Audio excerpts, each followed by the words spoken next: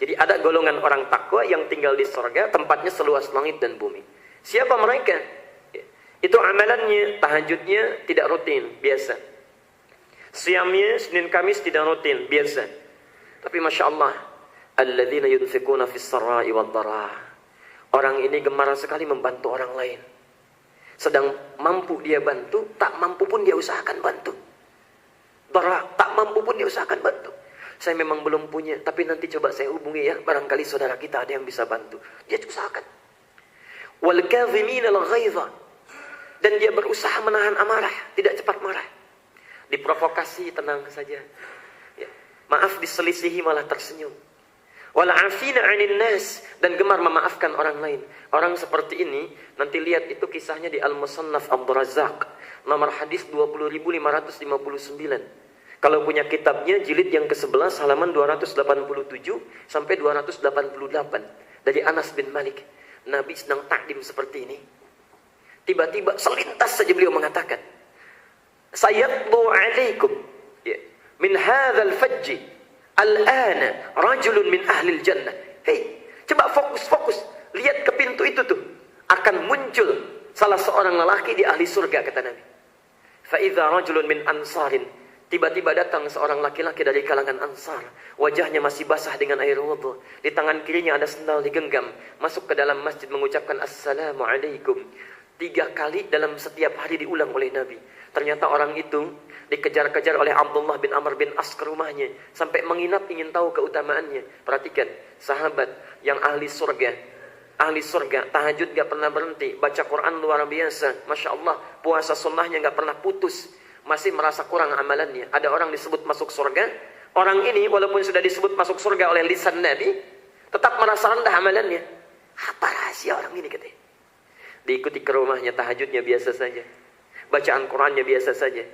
Kata orang ini, Abdullah bin Amr bin As, sampai-sampai saya merasa suudzon pada diri saya sendiri. Pada diri saya, bukan pada Allah. Ya. Amalan apa sekiranya yang dia punya istimewa dibandingkan saya? Ketika mau pergi, kemudian kembali lagi, singkatnya diceritakan, nah, saya memang tidak memiliki amalan yang luar biasa seperti Anda. Tapi saya membiasakan diri untuk tidak memiliki sifat iri hati pada orang lain. Setiap orang punya salah dimaafkan. Ada rasa iri dihilangkan. Hidupnya itu tenang. Maka dijamin oleh Allah. Orang yang luas hatinya, maka akan diluaskan tempatnya di surga. Seluas langit dan bumi. Tapi yang tadi, itu lebih dahsyat. Innal muttaqina fi jannatin wa uyun.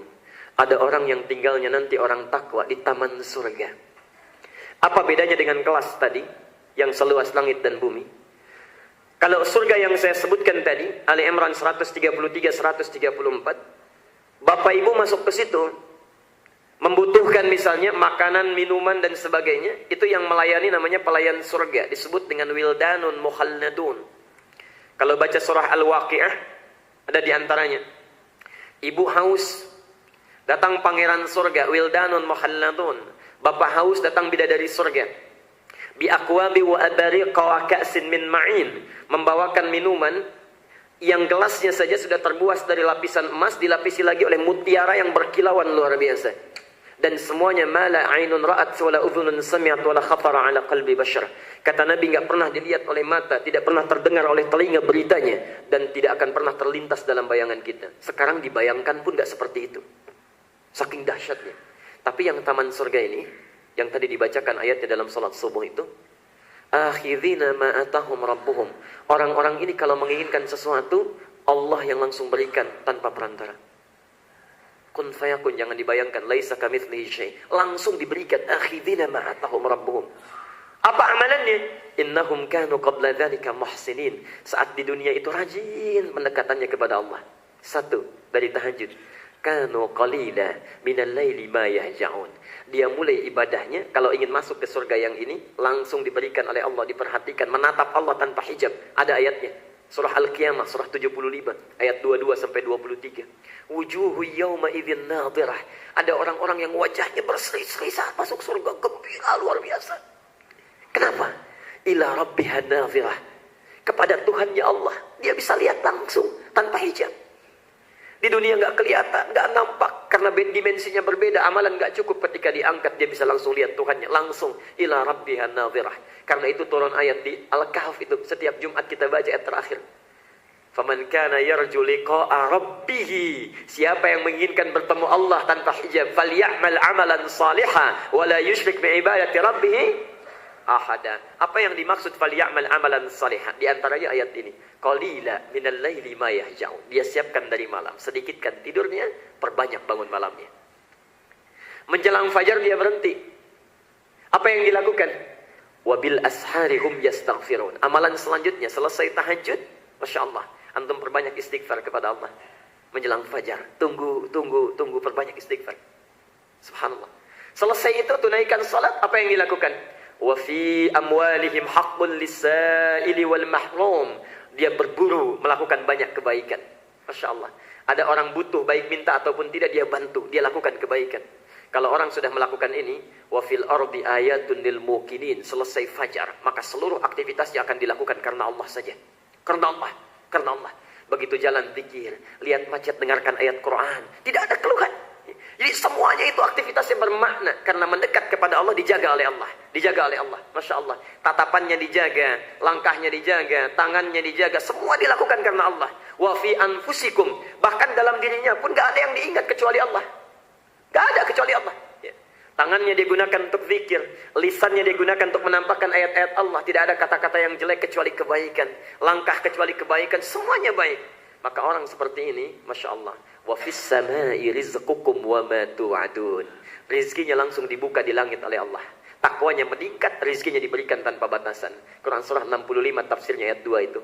Wa may yattaqillaha yaj'al lahu, karena dekat dengan Allah dilepaskan dari kesulitan hidup. Wa yarzuqhu min haitsu la, rizkinya datang bahkan dari sisi yang tidak dia duga. Mau makan ada makanan, mau berangkat Masya Allah ada segala fasilitasnya.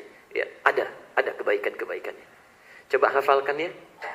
Ayat itu hafalkan, lalu pahami dan amalkan maknanya. Semoga siapapun yang hadir di masjid ini, Allah berikan kemuliaan itu kepada kita semua. Baik, kita teruskan bahasan kita. Subuh ini, karena dalam hitungan waktu kita akan masuk Ramadan, kita sebentar tahan dulu bahasan Riyadhus Shalihin. Kita akan teruskan setelah Ramadan usai. Sekarang kita akan kembali kepada kitab Imam Al-Bukhari yang saat saya bahas di malam Senin pertemuan yang lalu. Ya. Kita akan ambil hadis yang selanjutnya. Bab Fadlis Siyam. Bab tentang keutamaan puasa. Ini saya sarankan, nanti saya coba informasikan ke setiap DKM yang saya isi, di copy ini ya, di copy, karena ini kitab langka. Saya pun cuma dapat kopinya, ya. Dan ini agak susah nyarinya, di Timur Tengah pun agak susah. Saya dapat kopinya saja. Ini kitab khusus yang dikarang oleh Imam Al-Bukhari, tuntunan tentang puasa, isinya hadis semua. Jadi beliau menyempatkan untuk mengumpulkan semua hadis-hadis Rasulullah yang menuntun kita untuk berpuasa dengan baik dari awal hadis sampai akhirnya. Ya. Dari persiapan sampai amalan ada semua di sini. Ya. Dari mulai misalnya kita awal puasa seperti apa, manfaatnya apa, dalilnya apa, sampai amalannya, amalan malam, amalan siang, apa yang harus dijaga, apa yang dilakukan, tuntunan Nabi semua ada di sini. Dan hebatnya bukan cuma hadisnya, ada syarahnya, ada penjelasannya. Ya. Memang masih berbahasa Arab, tapi disitulah kita fungsinya belajar. Ya. Di copy, tolong nanti disimpan di perpustakaan. Ya. Silahkan nanti siapa yang mau membaca atau siapa yang mau belajar, mudah-mudahan dapat kebaikannya. Ya, insya Allah. Tidak cukup dengan amin, copy dulu. Ya, nanti simpan di situ. Baik. Kita bacakan hadisnya. Hari ini kita ambil satu saja dulu.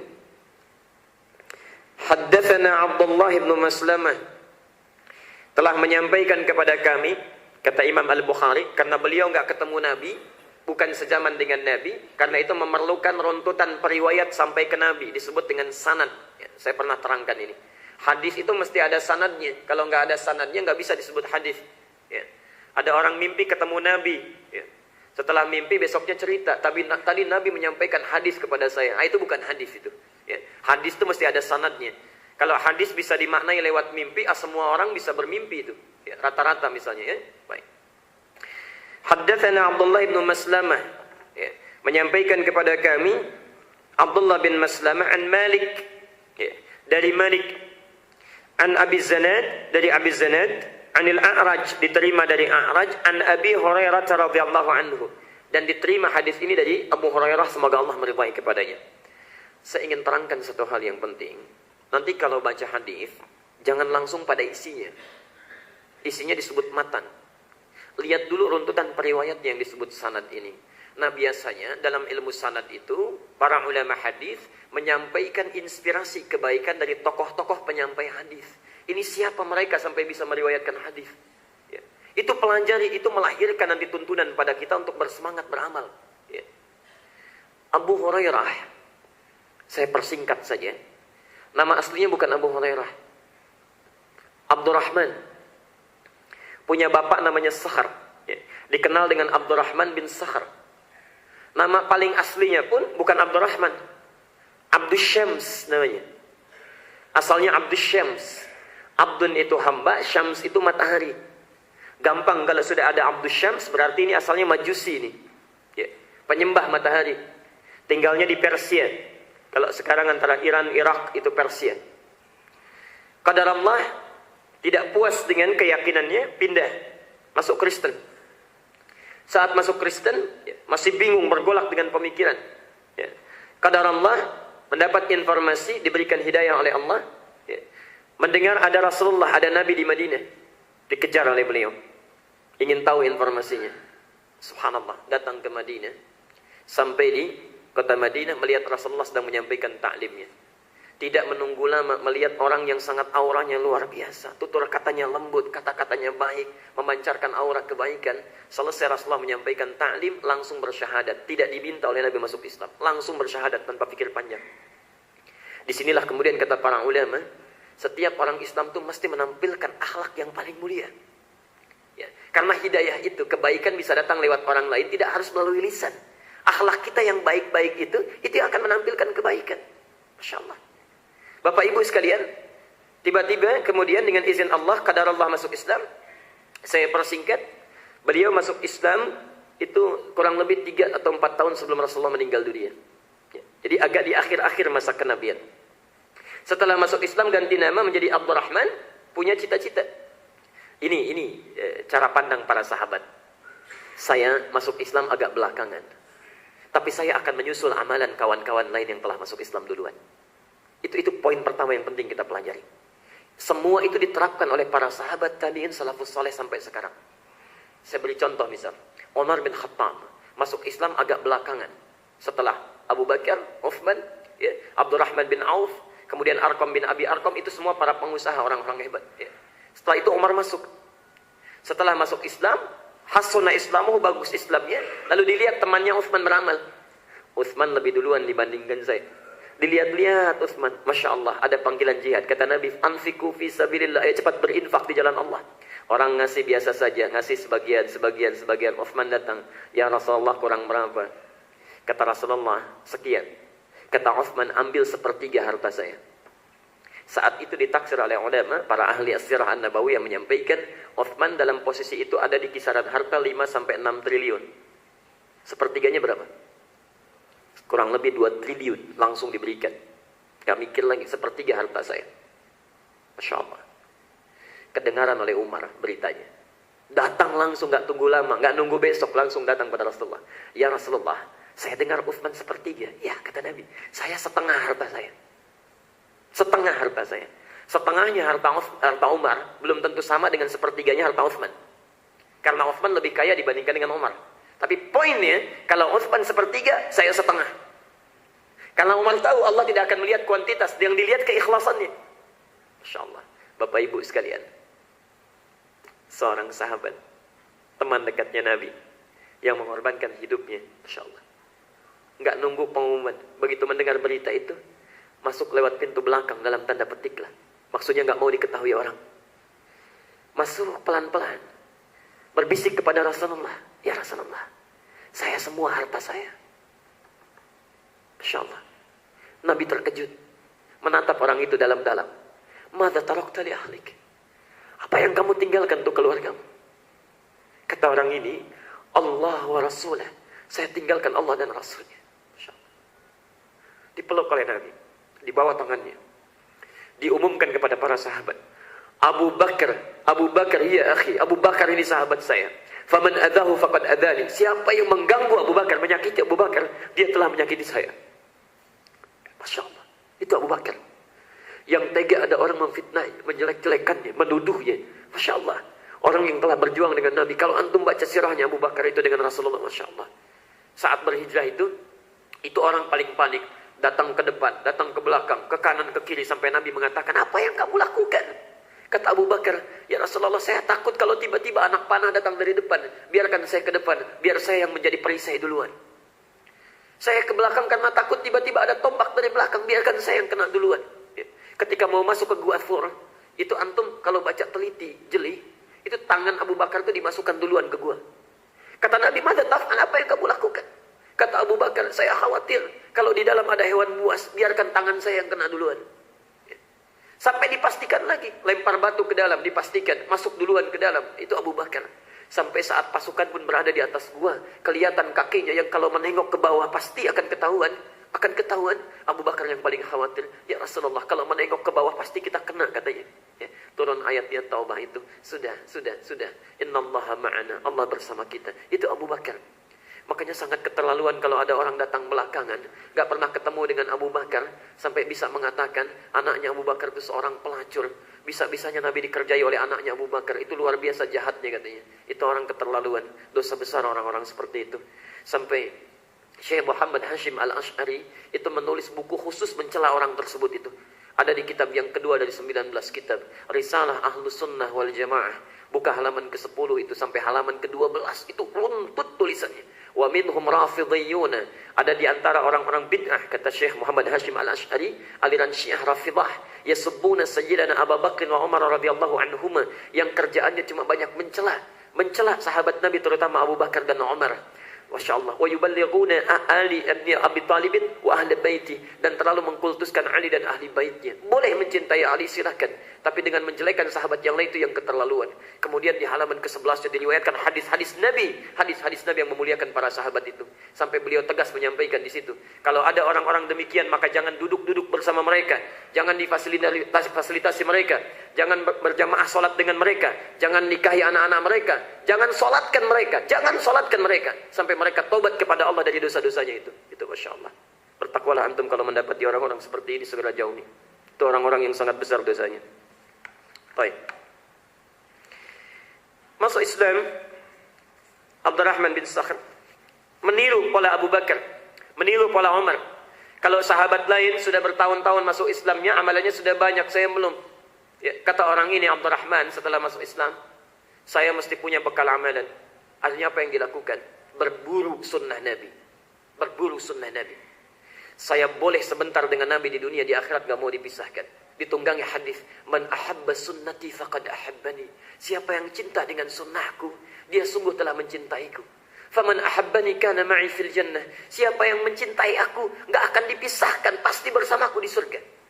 Abdurrahman ini mengatakan dalam dirinya, boleh sebentar dengan Nabi di dunia, tapi di akhirat saya tidak akan dipisahkan.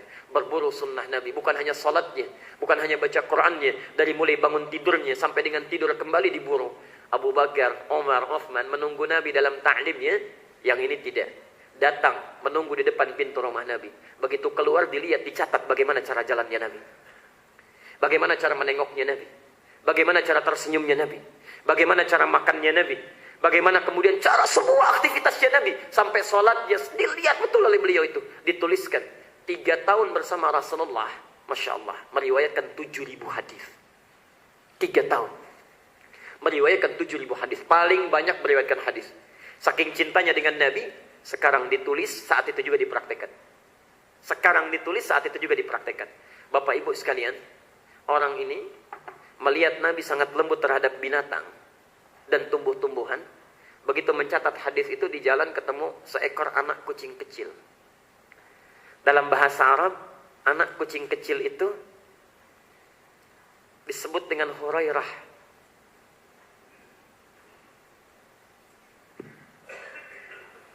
Coba lihat sini ya. Kucing itu ada 2 kata dalam bahasa Arab. Satu hurratun, hurrah. Ini kucing liar, bukan kucing rumahan. kucing liar. Yang kedua kitpun, jadi kucing rumahan. Ada Hello Kitty ya. Kitty itu dari bahasa Arab. Kitun, ya. Kitun, Hello Kitty, kitun, kucing rumahan. Ya. Kucing rumahan. Banyak kosakata bahasa Inggris yang dari bahasa Arab, banyak. Ya. Yuk lihat sini. Sugar, apa artinya sugar? Gula, dari bahasa Arab, sukar. Sukar, ya, jadi sugar. Ya. Lihat sini. Ini kucing rumahan, ini kucing liar. Hurrah itu kucingnya. Ya. Anaknya disebut Hurairah, anak kucing. Hurairah.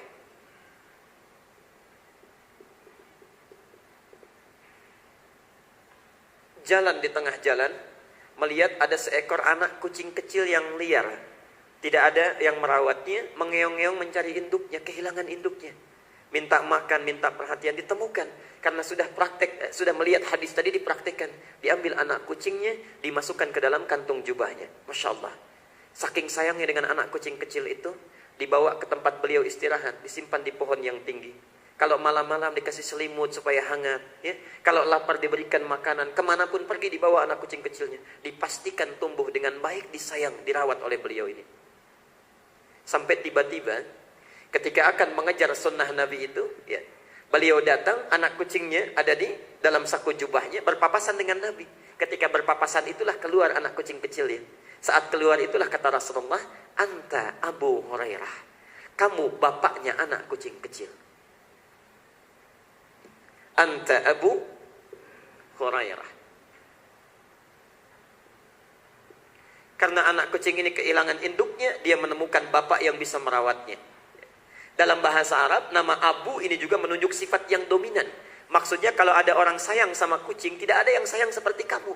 Ya. Ini seperti bapak sayang pada anaknya. Anta Abu Hurairah. Kamu bapaknya anak kucing kecil. Jadi kalau sampai hari kiamat pun ada yang sayang sama kucing, gak ada yang seperti sayangnya Abu Hurairah. Ada yang ke taklim sekarang bawa kucing? Gak ada. Ke kantor bawa kucing? Gak ada. Cuma Abu Hurairah yang melakukan itu. Sampai sekarang, kenapa disebutkan gelarnya, lakabnya Abu Hurairah atau kunyahnya untuk memberi pesan kepada kita. Lihat nih, seorang ahli surga saja, orang baik, hadisnya banyak, hafal Quran, surganya sudah jelas, hisabnya sangat ringan, tingkat surga paling tinggi, masih sayang juga, jangankan pada makhluk, pada kucing pun sayang. Kita surga belum jelas, amalan berantakan, hisab masih menegangkan, jangankan pada kucing, pada keluarga saja masih kasar lisan kita. Hati-hati. Cita-cita masuk surga paling tinggi bersama Nabi. Nggak tanggung-tanggung surga Firdaus lagi. Ya. Ayo coba perbaiki amalan kita itu. Itulah Abu Hurairah. Itulah Abu Hurairah. Saking sayangnya dengan kita. Kalau ada yang senasib dengan saya cuma 3 tahun bertemu dengan Rasulullah. Saya sudah kumpulkan, catat semua amalan-amalan Rasulullah itu. Kalau ingin bersama Nabi, silahkan tunggangi catatan saya ini. Sampai sekarang, itulah sahabat yang paling mulia. Abu Hurairah di antara periwayat hadis, 7.000 hadis. 7.000 hadis diriwayatkan oleh beliau. Ya. Siapa nama aslinya tadi? Abdurrahman, ya. Baik. Di antara hadis yang diriwayatkan kepada kita, perhatikan. Ini baru satu hadis di antara 7.000. Kalau kita baca sekarang di As-Salam, itu pahalanya mengalir untuk beliau. Dicatat oleh antum. Kalau subuh ini hadir misalnya 80 orang saja, itu setiap orangnya dapat pahalanya itu Abu Hurairah. Baru As-Salam. Kalau subuh ini dikaji di Bekasi di 5 masjid saja, kali 80, 400 orang. Kalau di satu provinsi Jawa Barat mengkaji hadis ini saat ini, misal 100 masjid saja, berapa pahalanya itu? Ya. Sahabat yang sudah dijamin masuk surga saja melalui lisan Nabi itu, yang amalnya banyak, luar biasa amalannya. Kita yang surganya belum jelas, harusnya lebih ditingkatkan lagi. Ayo. Sediakan dari sekarang. Modalnya itu nggak banyak amalan yang disampaikan oleh Rasulullah. Misal, kalau baca Quran itu, berapa pahalanya setiap hurufnya? 10. Sekarang baca 10 itu. Hadisnya At-Tirmidzi, nomor hadis 2910. Man qara'a harfan min kitabillah falahu asyru hasanat. Siapa yang baca satu huruf dari kitab Allah, dia dapat 10 pahala kebaikan setiap hurufnya. Walam aqul alif lam mim harfun. Saya tidak katakan alif lam mim satu huruf kata Nabi. Walakin alifun harfun, lamun harfun, mimun harfun. Wa likulli harfin asyru hasanat. Setiap huruf dia 10 kebaikan. Kalau antum baca alif lam mim saja, berapa huruf itu? Berapa pahalanya? 30 kebaikan. Perhatikan ya. Itu yang baca. yang mau investasi akhirat. Ya Allah, kalau hadis agak susah dicatatnya, bisa nggak lewat Quran? Boleh. Modalnya cuma kecil, 15.000, 20.000 beli mushaf. Punya 200.000 beli 10 mushaf, simpan di as-salam. Hadis sahih. Antum kan nggak 24 jam baca Qurannya. Ada yang sanggup 24 jam baca Quran terus? Tidak mudah. Simpan di as-salam. Begitu ada yang baca, antum nggak baca saat itu. Bahkan mohon maaf, mungkin meninggal duluan, mushafnya ada di as-salam, dibaca orang. Berlaku hadis, man dalla ala khairin falahu ajruhu mithla ajri man amila bihi min ghairi an yanqusa min ajrihi syai'un. Orang yang memfasilitasi pada kebaikan sekalipun cuma menunjukkan, lalu diamalkan oleh orang lain, maka orang yang memfasilitasi itu akan dapat pahala yang sama dengan yang mengamalkan tanpa dikurangi sedikit pun. Setiap orang baca, antum dapat pahalanya. Setiap hurufnya 10 sama dengan yang bacanya.